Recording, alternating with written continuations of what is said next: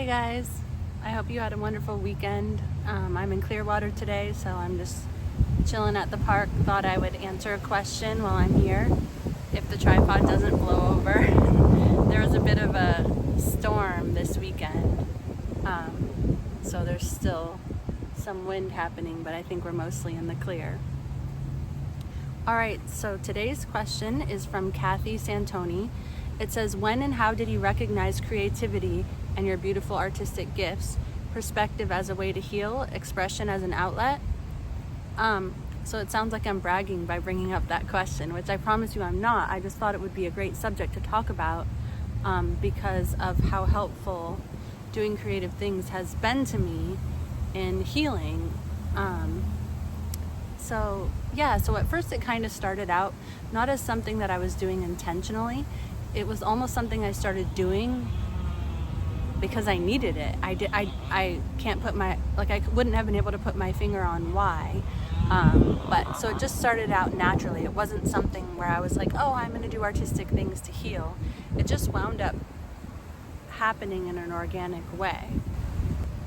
So one of the things that I realized is that if you grow up in a way kind of like I did in Scientology, and I think many young kids do, where you kind of don't have control over your situation. You know, you can't control, for example, who your mom marries, or you can't control your school situation. I couldn't control where I was going to be located, or I couldn't control anything.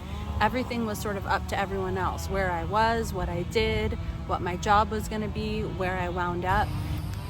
I didn't have control over my own circumstances. I could be moved away from all of my friends and family one day and not be able to say anything about it. I wasn't in control of who I could be in contact with. I didn't have a phone. I didn't have a car. So I think many children can relate to feeling that way. And so you can sort of get this feeling of having no effect in the world.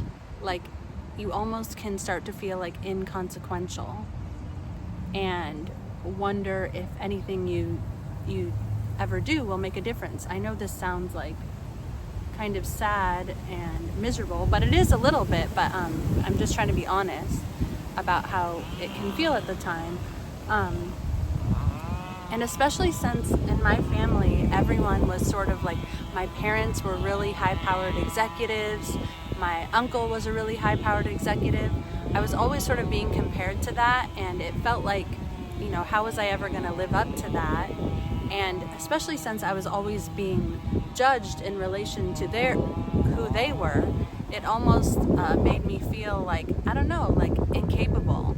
And so for some reason, I had this strong need to create things from scratch, to learn how certain things are done. Like, even just, it started out with sewing. I wanted to have a certain quilt for my son, and I just decided that I could just make it. And it was just really interesting. Like, I started, it wasn't that technical. It was intuitive how to make it. And, I would watch some videos online, but I guess when I wound up making something that didn't exist before, like this whole blanket that I could wrap around my son, that I loved and was beautiful, it gave me this sort of undeniable truth that I can create something in this world that wasn't there before, and that I had a definite effect on the physical universe. And of course, at my jobs, I knew that I could get things done and things like that, but there's something about having an effect on the physical universe that I couldn't deny. Like, it was not there, and then it was there. And there was something about that, like, where I couldn't, say, oh, well, you didn't really do it, or whatever nonsense I would tell myself. It was like, no, you made this from scratch. Good job. You can make something in the world. That's not the best way of explaining it, but that's kind of the gist of it. And so I guess it sort of continued into other fields. Like, then I started making dolls, and it was just like I started making them for my daughter, and it was just something that did not exist before, and then it was this 3D art that now existed, and my daughter would play with it, and I would sell them, and people would send me pictures of their kids playing with the physical thing that did not exist before that I created. And then from there, it sort of led into, I don't know, like baking things, and it wound up that creativity and making nice things that I wanted wasn't just a way for me to see that I wasn't inconsequential in the universe, but it was also a way for me to make the beautiful life that I wanted. Like if I didn't have it, then I could just make it. And I could also, on some level, create the life that I never had before with my own two hands. And so it wound up, it's not like even about art, it's about sort of getting rid of this sense of futility that I had, that I didn't even know that I had, that I just had a craving to make things from scratch. And I just followed that intuitive feeling and started making things, and it rewarded me in so many ways. It rewarded me with beautiful things. It rewarded me with self-confidence, and self-confidence that I could make something, I could change something in the world, but also confidence that now I was good at all of these things. So it just wound up being good on so many levels. Another big benefit of creativity for me sort of showed itself when I started doing gardening.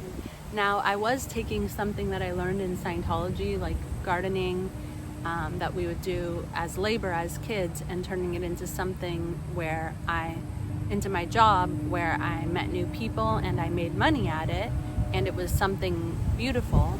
But in addition to that, it gave me this amazing opportunity to witness like the cycle of life. Like I would take a little seed and put it in dirt and water it and give it sunlight every day, and I would watch it slowly grow taller and taller into something beautiful. And then I would cut the flowers cut the flowers from the plant, make them into something beautiful in my house, and then that plant would finish growing and then die, and then it would give me seeds that I could start again. So it almost gave me a sense and a participation in the magic that is in the universe, that is just the everyday miracle of life and growth and death. And I think that's a huge benefit. It sort of, doing that puts me in the present moment, and it makes me just see that things really are beautiful, and that I can have a hand in creating really, really beautiful things for myself and for others. I mean, I've gained so many friends.